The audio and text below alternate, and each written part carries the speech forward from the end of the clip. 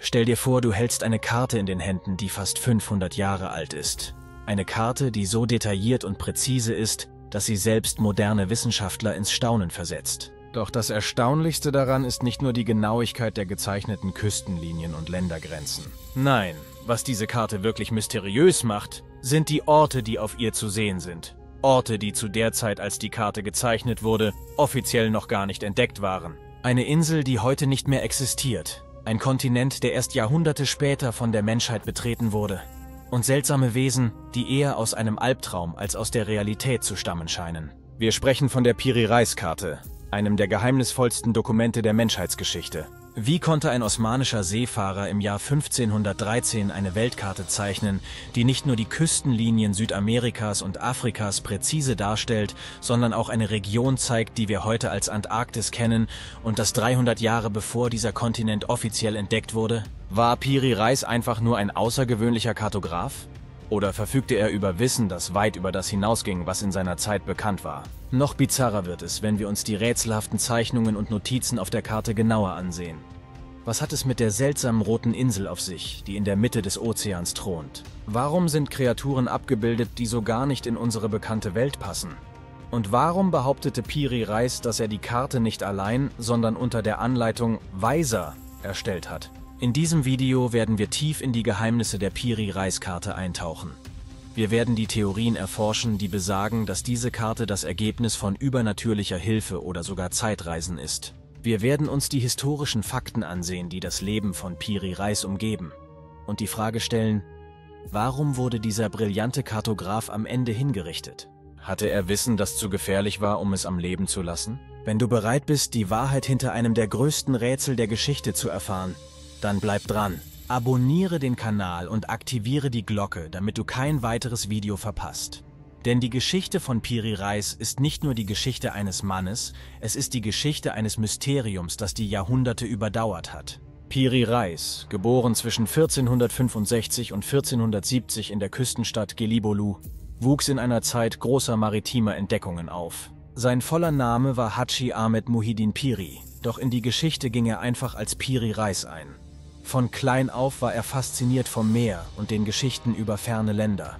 Diese Faszination wurde noch verstärkt durch seinen Onkel Kemal Reis, einen der berühmtesten Seefahrer und Admirale des Osmanischen Reiches. Unter der Anleitung seines Onkels lernte Piri Reis die Kunst der Navigation und Seefahrt. Kemal Reis, der in den Diensten des osmanischen Sultans stand, war nicht nur ein erfahrener Seemann, sondern auch ein geschickter Stratege. Er nahm seinen Neffen auf viele seiner Reisen mit und brachte ihm alles bei, was er über die Meere, den Umgang mit Karten und die Herausforderungen der Seefahrt wusste.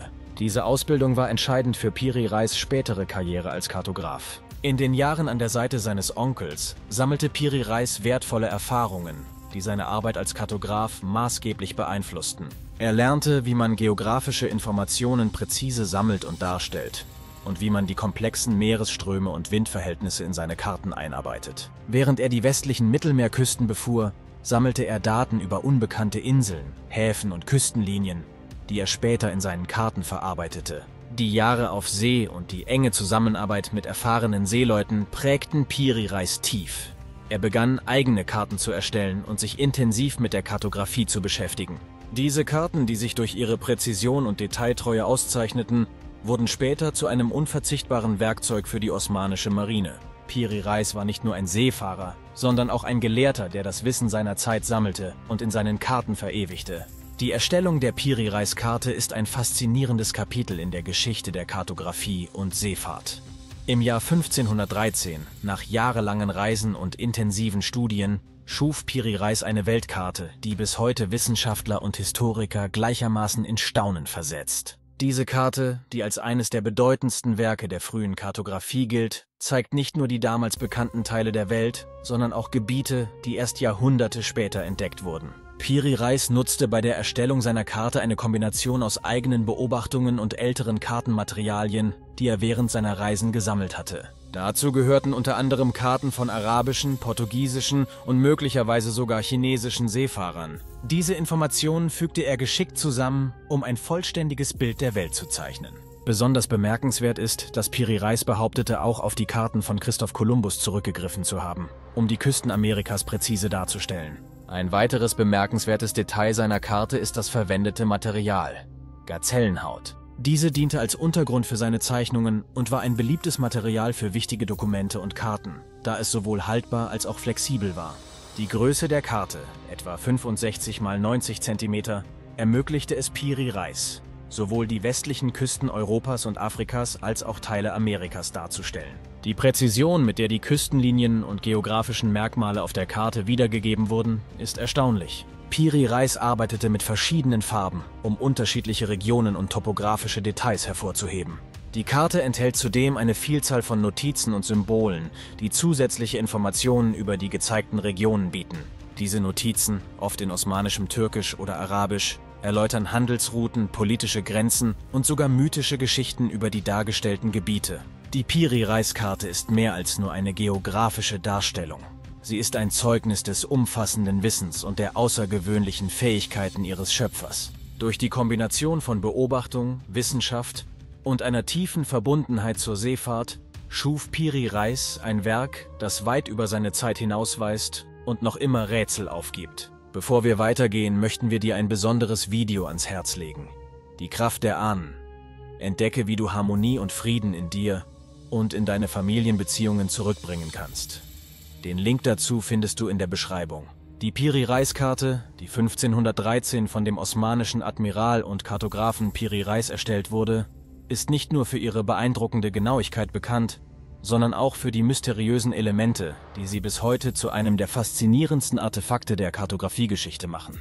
Besonders bemerkenswert sind die Darstellungen von Landmassen, die zur damaligen Zeit offiziell noch nicht entdeckt waren, sowie die rätselhaften Symbole und Kreaturen, die auf der Karte zu sehen sind. Eines der umstrittensten und geheimnisvollsten Merkmale der Piri-Reis-Karte ist die Darstellung eines großen Landmasses im Süden, das einige als Antarktis identifizieren. Charles Hapgood, ein renommierter Gelehrter, der die Karte ausführlich studierte, argumentiert in seinem Buch Maps of the Ancient Sea Kings, dass dieses Gebiet eine eisfreie Antarktis zeigt. Diese Theorie wird von einigen Forschern unterstützt, die glauben, dass die Karte auf antiken Quellen basiert, die möglicherweise von längst vergessenen Zivilisationen stammen. Andere wiederum argumentieren, dass das gezeigte Gebiet einfach ein Fehler oder eine ungenaue Darstellung eines anderen Teils der Welt ist, wie etwa der Südspitze Südamerikas. Ein weiteres bemerkenswertes Element der Karte ist die sogenannte Rote Insel, die sich in der Mitte des Atlantiks befindet. Diese Insel, die in einem leuchtenden Roton dargestellt ist, gibt es in der heutigen Geografie nicht, was zu zahlreichen Spekulationen über ihre Bedeutung geführt hat. Einige Theorien besagen, dass die Insel ein Hinweis auf den Antichristen oder einen anderen mythologischen Ort sein könnte, während andere glauben, dass es sich einfach um eine Insel handelt, die inzwischen im Meer versunken ist oder damals falsch eingezeichnet wurde. Piri Reis selbst hinterließ nur vage Hinweise auf die Insel und bis heute bleibt ihre wahre Bedeutung unklar. Neben den Landmassen und der Roten Insel sind es vor allem die Darstellungen seltsamer Kreaturen auf der Karte, die die Fantasie anregen. Auf der Karte finden sich Zeichnungen von Tieren und Wesen, die nicht in die bekannte Welt passen.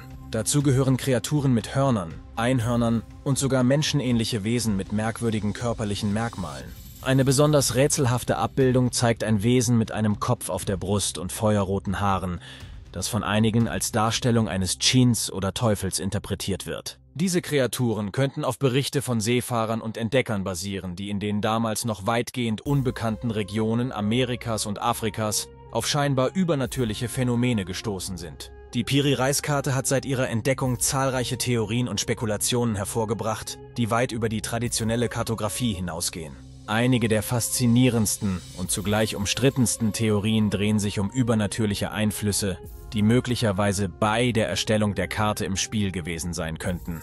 Diese Spekulationen reichen von Zeitreisen bis hin zu außerirdischen Interventionen und geben der Karte einen fast mythischen Status. Eine der bekanntesten Theorien besagt, dass Piri Reis oder die Quellen, auf die er zurückgegriffen hat, Zugang zu Wissen hatten, das weit über das hinausging, was zu seiner Zeit bekannt war. Einige Befürworter dieser Theorie, wie der Schweizer Schriftsteller Erich von Däniken in seinem Buch Erinnerungen an die Zukunft der Stia, vermuten, dass Zeitreisen oder eine Form von übernatürlichem Zugang zu Informationen aus der Zukunft im Spiel gewesen sein könnten. Diese Idee wird besonders durch die präzise Darstellung von Gebieten wie der Antarktis unterstützt, die laut dieser Theorie nur bekannt sein konnten, wenn jemand aus der Zukunft oder mit übernatürlichen Fähigkeiten diese Informationen zur Verfügung gestellt hat. Noch weiter gehen Theorien, die vermuten, dass außerirdische Einflüsse eine Rolle gespielt haben könnten. Diese Hypothese wird unter anderem von Erich von Däniken unterstützt. Der argumentiert, dass Piri Reis möglicherweise von außerirdischen Wesen unterstützt wurde, die ihm die notwendigen Informationen für seine Karte lieferten. Diese Spekulationen basieren auf der Vorstellung, dass nur eine fortschrittliche Zivilisation, möglicherweise nicht von dieser Welt, über das Wissen und die Technologie verfügt haben könnte, um solche Karten zu erstellen. Neben diesen übernatürlichen Theorien gibt es auch die Hypothese, dass die Piri Reis Karte auf dem Wissen einer alten, verlorenen Zivilisation basiert. Diese Theorie geht davon aus, dass es in der Vergangenheit fortschrittliche Kulturen gab, die Karten von der Welt erstellt hatten, die später verloren gingen oder zerstört wurden. Piri Reis hätte dann auf Fragmente dieser alten Karten zurückgegriffen, um seine eigene Karte zu erstellen. Befürworter dieser Theorie verweisen auf die hohe Präzision und das detaillierte Wissen, das in der Karte enthalten ist, als Beweis dafür, dass diese Informationen nicht einfach durch Beobachtungen von zeitgenössischen Seefahrern gesammelt worden sein können. Kritiker hingegen argumentieren, dass diese Theorien zwar faszinierend sind, aber oft auf spekulativen Annahmen beruhen und keine soliden Beweise liefern. Sie betonen, dass die Karte auch durch eine Kombination von bestehenden Karten und Seefahrerberichten der damaligen Zeit erklärt werden könnte, ohne auf übernatürliche oder außerirdische Erklärungen zurückzugreifen. Dennoch bleibt die Piri Reis Karte ein Rätsel, das weiterhin die Fantasie anregt und zu immer neuen Spekulationen inspiriert. Die Piri Reis Karte war nicht nur ein Meisterwerk der Kartographie, sondern hatte auch tiefgreifende Auswirkungen auf die osmanische und europäische Welt. Als Piri Reis die Karte im Jahr 1517 Sultan Selim I. präsentierte, wurde sie sofort als strategisch wertvolles Dokument anerkannt. Die detaillierte Darstellung von Küstenlinien, Handelsrouten und politischen Grenzen machte die Karte zu einem wertvollen Werkzeug für militärische und diplomatische Zwecke. In der osmanischen Welt wurde die Piri Reis Karte als Beweis für die maritime Kompetenz des Reiches und die fortschrittlichen wissenschaftlichen Methoden, die unter der osmanischen Herrschaft entwickelt wurden, gefeiert. Sie war ein Symbol für die Macht und den Einfluss des Osmanischen Reiches, insbesondere in einer Zeit, in der die Kontrolle über wichtige Handelsrouten von entscheidender Bedeutung war. Piri Reis selbst erlangte durch die Karte hohes Ansehen, obwohl sein späteres Schicksal tragisch endete. Doch die Rezeption der Karte war nicht nur positiv. Es wird berichtet, dass Sultan Selim, nachdem er die Karte gesehen hatte, beunruhigt war über die Möglichkeit, dass solch sensibles Wissen in die Hände feindlicher Mächte fallen könnte. Insbesondere die detaillierten Darstellungen der europäischen und asiatischen Küsten sowie der Handelswege weckten die Sorge, dass diese Informationen genutzt werden könnten, um das Osmanische Reich zu schwächen. Laut einigen Berichten befahl Sultan Selim daher, bestimmte Teile der Karte zu entfernen oder zu verstecken, um sie vor möglichen Spionen oder feindlichen Agenten zu schützen. Diese Entscheidung führte dazu, dass nur ein Fragment der Karte erhalten blieb, was bis heute Spekulationen über die fehlenden Teile anheizt. In Europa wurde die Piri Reis Karte erst im 20. Jahrhundert wiederentdeckt und sorgte für erhebliches Aufsehen. Historiker und Kartografen waren erstaunt über die Genauigkeit und den Umfang der dargestellten Gebiete, insbesondere da einige der gezeigten Landmassen zu Piri Reis Zeit noch nicht offiziell entdeckt waren. Die Karte bot neue Einblicke in die geografischen Kenntnisse der Osmanen und eröffnete Diskussionen über den Austausch von Wissen zwischen den Kulturen des Mittelmeers. Die angebliche Entfernung von Teilen der Karte durch Sultan Selim bleibt ein Thema intensiver Debatten. Manche glauben, dass die fehlenden Fragmente Informationen enthalten könnten, die noch mehr Geheimnisse über die Welt des 16. Jahrhunderts lüften würden. Andere sehen darin den Versuch, das osmanische Wissen zu schützen und zu bewahren. In jedem Fall zeigt die Rezeption der Piri Reis Karte, wie mächtig Karten als Werkzeuge von Wissen und Kontrolle sein können. Ein Einfluss, der bis in die Gegenwart nachhallt. Der Tod von Piri Reis bleibt eines der großen ungelösten Rätsel der osmanischen Geschichte. Trotz seiner Verdienste als Kartograf und Admiral der osmanischen Flotte endete sein Leben 1554 auf tragische Weise, als er auf Befehl des Sultans hingerichtet wurde. Die genauen Umstände und Gründe für seine Hinrichtung sind bis heute Gegenstand von Spekulationen und Legenden. Historische Aufzeichnungen deuten darauf hin, dass Piri Reis während einer militärischen Expedition im Persischen Golf den Befehl erhielt, eine strategisch wichtige Stadt anzugreifen, sich jedoch aus taktischen Gründen weigerte. Diese Entscheidung führte zu seiner Verhaftung und schließlich zu seiner Hinrichtung. Offiziell wurde er wegen Insubordination und Verrats verurteilt. Doch viele glauben, dass mehr hinter seinem Tod steckte. Eine der häufigsten Theorien besagt, dass Piri Reis aufgrund seines umfassenden Wissens und seiner geheimnisvollen Karten zu einer Bedrohung für die Mächtigen wurde. Seine Karten, insbesondere die berühmte Weltkarte von 1513, enthielten detaillierte Informationen über Teile der Welt, die zu seiner Zeit noch weitgehend unbekannt waren. Es wird spekuliert, dass dieses Wissen in den falschen Händen das Osmanische Reich gefährden konnte. Einige vermuten, dass seine Hinrichtung auf politischen Intrigen beruhte, bei denen seine Karten und sein Wissen eine Rolle spielten. Eine weitere Theorie besagt, dass Piri Reis möglicherweise im Besitz von Informationen war, die als so gefährlich angesehen wurden, dass sie besser mit ihm sterben sollten. Diese Hypothese stützt sich auf die mysteriösen Elemente seiner Karte und die Behauptung, dass Piri Reis Zugang zu alten und möglicherweise verbotenen Wissensquellen hatte. Unabhängig von den wahren Gründen bleibt der Tod von Piri Reis ein Symbol für die oft tödliche Verknüpfung von Wissen und Macht. Ob seine Karten tatsächlich eine Bedrohung darstellten oder ob er Opfer von Machtkämpfen wurde, bleibt ein Geheimnis, das die Jahrhunderte überdauert hat und weiterhin Forscher und Historiker fasziniert. Die Geschichte von Piri Reis und seiner mysteriösen Weltkarte bleibt ein faszinierendes Kapitel in der Geschichte der Menschheit. Seine Karte, die mit unglaublicher Präzision unbekannte Landmassen darstellt und Geheimnisse birgt, die bis heute ungelöst sind, ist mehr als nur ein Artefakt. Sie ist ein Schlüssel zu einem tieferen Verständnis der Vergangenheit. War Piri Reis ein genialer Kartograf, der Zugang zu antiken und vielleicht längst verlorenen Wissensquellen hatte?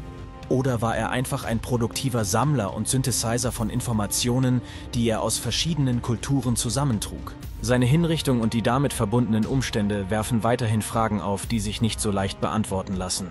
Hatte Piri Reis Wissen, das zu gefährlich war, um in der Welt zu bleiben? Oder fiel er den Machtspielen einer Zeit zum Opfer, in der Wissen ebenso eine Waffe war wie das Schwert?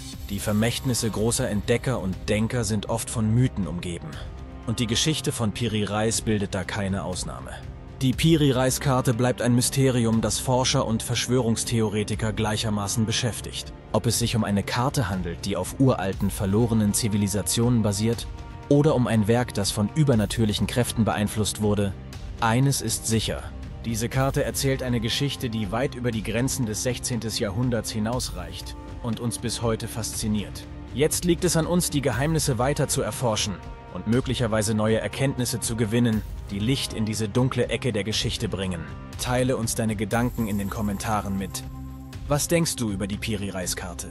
Ist sie ein Zeugnis verlorenen Wissens oder ein Produkt einer außergewöhnlichen Synthese von Informationen? Vergiss nicht, den Kanal zu abonnieren und die Glocke zu aktivieren, um keine weiteren spannenden Videos zu verpassen. Bleib dran, denn die Welt der Mythen und Geheimnisse hat noch viele Geschichten zu erzählen.